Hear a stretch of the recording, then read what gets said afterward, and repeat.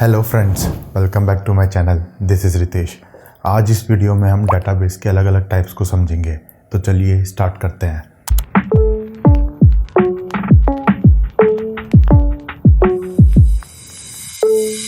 किसी भी web application के लिए सबसे इंपॉर्टेंट होता है डाटा को सही तरीके से सेव करना। अब यहाँ पे सही तरीके से सेव करने का मतलब ये है कि डाटा ड्यूरेबल तरीके से सेव होना चाहिए। ऐसा नहीं होना चाहिए कि आपने डाटा को सेव किया और वो फिर गायब हो गया। ड्यूरेबल के साथ साथ डाटा को सिक्योर भी होना चाहिए। अब अगर आपने डाटा सेव किया है और कोई दूसरा बंदा आके उसको एक्सेस कर रहा है तो ये तो दिक्कत वाली बात है। अगर आपने डाटा सेव किया है तो उस पर कंट्रोल होना चाहिए, डाटा को एडमिनिस्टर कर सको आप, और उसके साथ साथ डाटा रिलायबल तरीके से भी सेव होना चाहिए। अब आपने सुबह तो डाटा सेव कर लिया लेकिन शाम को नहीं कर पा रहे हो तो ये भी दिक्कत वाली बात है। रिलायबल होना चाहिए। 24 घंटे आपकी वेब एप्लीकेशन चलती रहती है तो 24 घंटे आपका डाटा सही तरीके से सेव होना चाहिए। और कंसिस्टेंट, सबसे इंपॉर्टेंट तो है कंसिस्टेंट। कंसिस्टेंट का मतलब ये है कि अगर आप वहाँ पे चाहते हो कि 10 रुपये सेव हो तो 10 रुपये ही सेव होने चाहिए। 10 की जगह अगर 5 हो गए तो भी बहुत बड़ी प्रॉब्लम है, और अगर 100 हो गए तो भी बहुत बड़ी प्रॉब्लम है। एक ऐसा सॉफ्टवेयर जो इन सभी चीज़ों को फुलफिल करता हो, सारी रिक्वायरमेंट्स को फुलफिल करता हो, ऐसे सॉफ्टवेयर को हम बोलते हैं डेटाबेस मैनेजमेंट सिस्टम। यहाँ पे ना आपको अलग अलग टर्म सुनने को मिलते होंगे, जैसे कि डेटाबेस मैनेजमेंट सिस्टम, डेटाबेसेस, मैं खुद डेटाबेस बोल रहा था अभी। उसके अलावा डेटाबेस सिस्टम भी आपको सुनने को मिलता होगा। तो अब इन सब टर्म्स का ना मतलब क्या है, थोड़ा सा ना माइनर डिफरेंस है इसमें। डेटाबेस मतलब कि एक कलेक्शन ऑफ डाटा, किसी भी डाटा के कलेक्शन को आप डेटाबेस बोल सकते हो। ये एक लॉजिकल टर्म है। एक ऐसा सॉफ्टवेयर जो आपको डाटाबेसेस को मैनेज करने की फंक्शनैलिटी देता है, जैसे कि डाटाबेसेस को क्रिएट करना, उसके अंदर डाटा सेव करना, क्वेरी करना, ऐसे सिस्टम्स को हम बोलते हैं डेटाबेस मैनेजमेंट सिस्टम। और ये जो कंबाइंड सर्कल बनता है, ये पूरी एंटिटी को हम बोल देते हैं डेटाबेस सिस्टम, जिसमें ये सब कुछ होता है। तो इस वीडियो के लिए अगर मैं ये तीनों टर्म्स यूज़ कर रहा हूँ तो मेरा कहने का मतलब यही है कि एक ऐसा सॉफ्टवेयर जो आपको डाटाबेसेस को मैनेज करने की फंक्शनैलिटी प्रोवाइड करता हो। तो अब ये जो सॉफ्टवेयर्स होते हैं इनके अलग अलग टाइप्स होते हैं। तो क्या क्या टाइप्स होते हैं इन सॉफ्टवेयर्स के, और ये इस टाइप के हिसाब से क्या मतलब दुनिया में क्या हो रहा है, फेसबुक क्या कर रहा है, कौन सा सिस्टम यूज कर रहा है, तो ये सब सारी कहानी ना इन्हीं के टाइप्स पे डिपेंड करती है। मोटे मोटे तरीके से डेटाबेसेस को मैं 2 अलग अलग डोमेन्स में कैटेगराइज कर सकता हूँ। एक तरफ आते हैं आपके रिलेशनल डाटाबेसेस और दूसरी तरफ आते हैं आपके नॉन रिलेशनल डाटाबेसेस।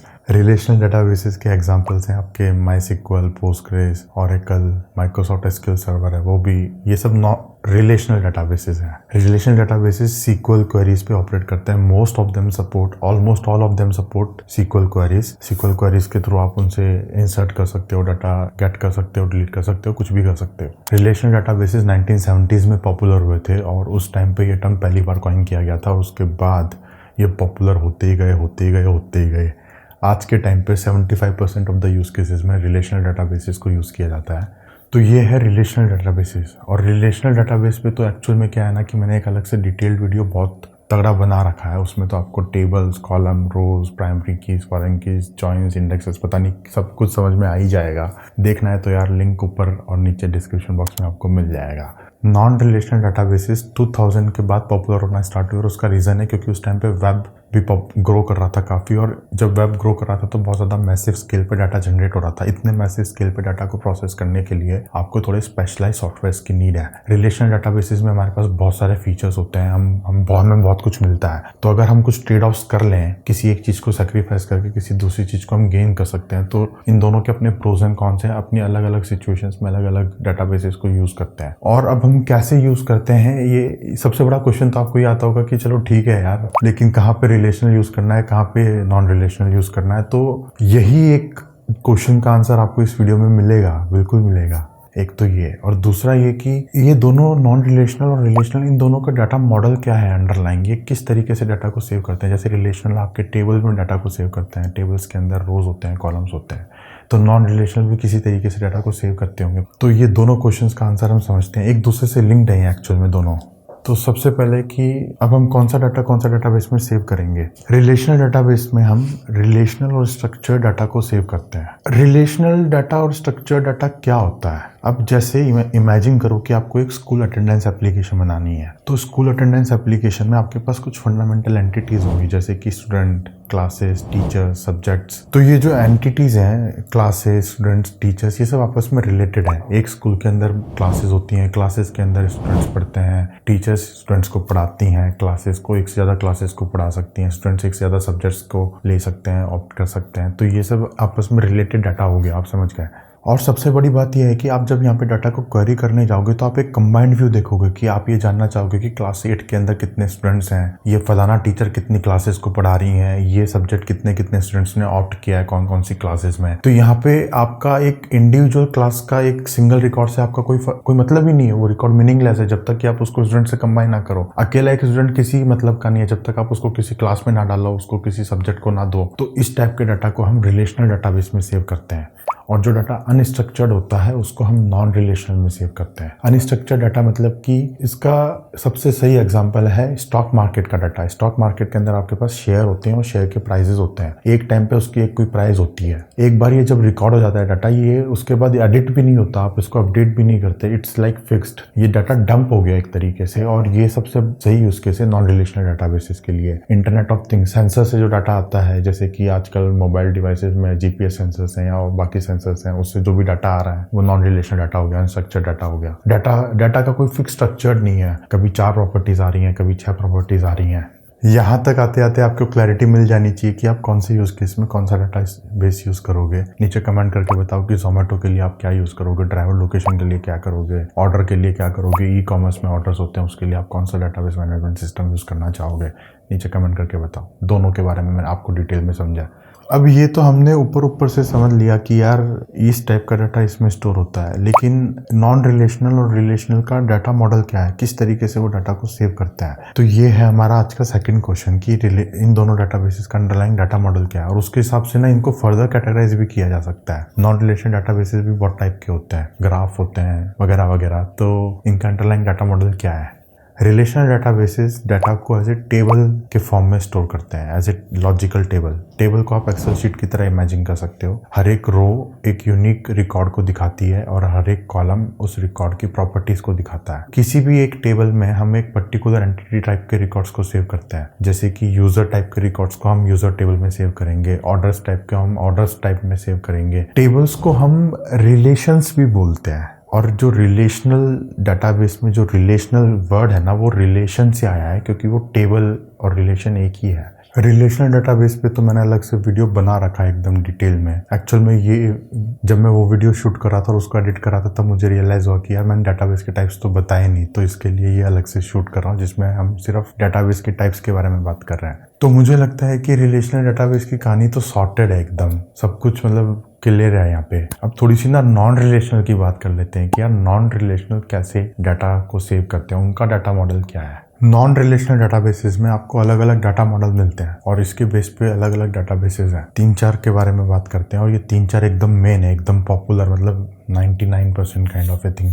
जैसे सबसे पहला है की वैल्यू पेयर। की वैल्यू पेयर में है ना, आपका जो डाटा स्टोर होता है वो किसी एक की के करस्पॉन्डिंग एक वैल्यू स्टोर होती है। और जो यहाँ पे वैल्यू होती है ना, डाटाबेस उसको एक तरीके से ओपेक ब्लैक बॉक्स की तरह मानता है। उसको फर्क ही नहीं पड़ता कि आप वहाँ पे क्या सेव कर रहे हो। वो एक 0101 है उसके लिए तो बस। और आप जब डाटा को क्वेरी करने जाते हो तो आप की के बेस पे क्वेरी कर सकते हो, की के रेंज के बेस पे क्वेरी कर सकते हो अगर आपकी की सॉर्टेड ऑर्डर में है तो जो सबसे बड़ा एग्जांपल है की वैल्यू स्टोर का है वो है रेडिस। रेडिस भी एक NoSQL डाटाबेस है, नॉन रिलेशनल डाटाबेस है, की वैल्यू डाटाबेस है और बहुत ही पॉपुलर है। फिर उसके बाद आता है आपका document based database. Document based database में जो आपका डाटा स्टोर होता है वो एक डॉक्यूमेंट के फॉर्म में होता है। उसमें जो डॉक्यूमेंट होता है वो अनस्ट्रक्चर्ड होता है, उसका कोई प्री डिफाइंड स्कीमा नहीं होता। और डाटाबेस हर एक डॉक्यूमेंट को एक यूनिक की असाइन करता है और उस की के बेस पे आप उस डॉक्यूमेंट को क्वेरी कर सकते हो। उसके अलावा डाटाबेस क्या करता है ना कि डाटा को अंडरस्टैंड करने की कोशिश करता है और मेटा डाटा जनरेट करता है खुद अपने लेवल पे। और आप ना किसी भी कॉलम के बेस पे भी क्वेरी कर सकते हो। जैसे कि अगर आपने डाटा इस तरीके से सेव किया है तो यहाँ पे अगर मैं एज ग्रेटर देन 20 लगा के डाटा को क्वेरी करना चाहूँ तो मैं क्वेरी कर सकता हूँ कि कितने मेरे पास ऐसे रिकॉर्ड्स हैं जिनकी एज 20 से ज्यादा है। बट की वैल्यू में ऐसा नहीं होगा। की वैल्यू में ये जो वैल्यू है ये एक तरीके से ब्लैक बॉक्स है डाटाबेस के लिए। यहाँ पे आप कॉलम्स के बेस पे कर सकते हो, एग्रीगेट कर सकते हो, क्वेरी कर सकते हो। MongoDB सबसे बड़ा एग्जांपल है डॉक्यूमेंट बेस्ड डेटाबेस का। MongoDB के अलावा DynamoDB हो गया, Couchbase DB हो गया, ये है डॉक्यूमेंट बेस्ड डेटाबेस, जिसमें डाटा मॉडल ये है डॉक्यूमेंट्स के फॉर्म में। और आप यहाँ पे इंडेक्सेस लगा सकते हो। इंडेक्सेस लगाने के बाद आपकी परफॉर्मेंस काफ़ी इंप्रूव हो जाएगी। अब तो MongoDB में भी आपको ट्रांजेक्शन्स मिल जाते हैं, जॉइंस मिल जाते हैं, तो MongoDB भी काफ़ी आगे आ गया है। It's a long way. जब मैंने कोड करना स्टार्ट किया था तब वर्जन 3 पे था, अभी वर्जन 6 कुछ है शायद। तीसरा है आपका ग्राफ बेस्ड डेटाबेसेस। यहाँ पे डाटा मॉडल आपका एक ऐसे ग्राफ होता है, और ग्राफ जो है ना ये बहुत ही पावरफुल चीज है, और इस पे मैंने अलग से रिकॉर्ड कर रखा है, तो वापस मिलते हैं। ग्राफ डेटाबेसेस आपको ग्राफ डाटा स्ट्रक्चर को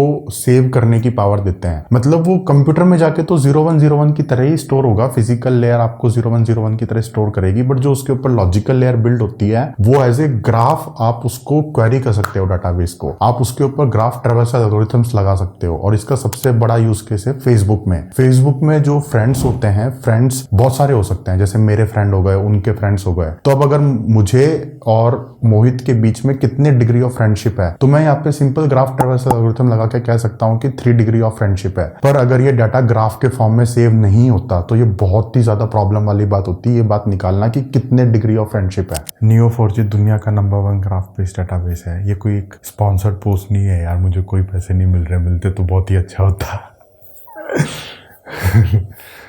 तो मैंने खुद पर्सनली Neo4j यूज़ किया है। Cypher queries are so awesome. आप एक्चुअल में ग्राफ डाटा स्ट्रक्चर को ट्रैवर्स कर सकते हो, ग्राफ ट्रैवर्सल एल्गोरिथम्स लगा सकते हो आप वहाँ पे। तो Neo4j दुनिया का टॉप ग्राफ बेस्ड डेटाबेस है। तो ग्राफ बहुत ही पावरफुल है। तीसरा डाटा मॉडल हो गया आपका ग्राफ। फोर्थ टाइप होता है आपका column based databases. Column based databases जो होते हैं ये डाटा को ऐसे कॉलम स्टोर करते हैं, कंपेयर टू ट्रेडिशनल डाटाबेसेस। जैसे रिलेशनल है वो ऐसे रो स्टोर करता है डाटा को। अब आपको डाटा निकालने के लिए हर एक रो में जाना पड़ेगा, लेफ्ट टू राइट जाना पड़ेगा आपको। कॉलम बेस्ड डाटाबेसेस में क्या होता है ना कि आपका data as a column store होता है। तो अगर जैसे मान लो मुझे यूजर टेबल में सिर्फ उसका ईमेल निकाल के लेके आना है और उसका आईडी निकाल के लेके आना है, तो मेरे को हर एक रो को देखना पड़ेगा रो बेस्ड डाटाबेस में। कॉलम बेस्ड डाटाबेस में मैं सिर्फ 2 कॉलम उठा के लेके आ सकता हूँ। तो ये बहुत ही ज्यादा हाईली स्पेशलाइज्ड यूज केसेस में यूज होते हैं, और ये बहुत ही एडवांस्ड है। जैसे कि कैसेंड्रा हो गया, कॉलम बेस्ड डाटाबेस है कैसेंड्रा। मैंने पर्सनली कॉलम बेस्ड डाटाबेसेस इतने यूज नहीं किए, इतना ज्यादा यूज केस बना ही नहीं उनका, वो बहुत ही ज्यादा हाई स्केल पे यूज होता है। आज के लिए फ्रेंड्स इतना ही। एक बार वीडियो को ना समराइज कर लेते हैं। मोटे मोटे तरीके से हमारे पास 2 डाटाबेस के टाइप्स होते हैं, रिलेशनल और नॉन रिलेशनल। रिलेशनल डाटाबेस में डाटा रिलेशंस के फॉर्म में स्टोर होता है। रिलेशंस मतलब कि टेबल्स की रोज एक यूनिक रिकॉर्ड को दिखाती हैं, कॉलम्स उसकी प्रॉपर्टीज होती हैं। आप जॉइंट्स लगा सकते हैं वहाँ पे, आप कंबाइंड व्यू को क्वेरी कर सकते हैं, डाटा स्ट्रक्चर्ड होता है। और दूसरा हमारा टाइप होता है यहाँ पे non relational databases. Non relational database में भी जो फंडामेंटल डाटा मॉडल होता है उसके हिसाब से हम उसको अलग से कैटेगराइज कर सकते हैं। जैसे कि सबसे पहला आता है आपका की वैल्यू पेयर। की वैल्यू पेयर में आप डाटा को की के बेस पे क्वेरी कर सकते हो। जो वैल्यू होती है, वैल्यू डाटाबेस के लिए ओपेक है, ब्लैक बॉक्स है, उसको फर्क ही नहीं पड़ता कि आपने क्या स्टोर किया है। It's a 0-1 for it. फिर आपका आता है document based databases. Document based database में एक रिकॉर्ड डॉक्यूमेंट के फॉर्म में स्टोर होता है। जब भी आप डॉक्यूमेंट को स्टोर करते हो तो एक डाटाबेस यूनिक की आईडी जनरेट करता है। वो आईडी के बेस पे आप डॉक्यूमेंट को क्वेरी कर सकते हो, और कॉलम्स के बेस पे भी कर सकते हो, जैसे कि एज ग्रेटर देन 20। फिर होते हैं आपके graph based databases. Graph based database में आप डाटा को ग्राफ के फॉर्म में इमेजिन कर सकते हो, ग्राफ ट्रैवर्सल एल्गोरिथम लगा सकते हो, वो एक लॉजिकल ग्राफ रिप्रेजेंट करके देता है आपको पूरे डाटाबेस पे। Neo4j बहुत ही बड़ा एग्जांपल है। और फिर फोर्थ होते हैं आपके column based databases. Column based database में डाटा एज ए कॉलम के फॉर्म में स्टोर होता है। कैसेंड्रा, HBase ये कॉलम बेस्ड डाटाबेसेस है आपके। इनको लेके कोई भी डाउट है तो नीचे कमेंट सेक्शन में पोस्ट कर दो। वीडियो अच्छा लगा हो तो लाइक करो, शेयर करो फ्रेंड्स, स्प्रेड द अवेयरनेस। मिलते हैं अगले वीडियो में गाइस, टेक केयर।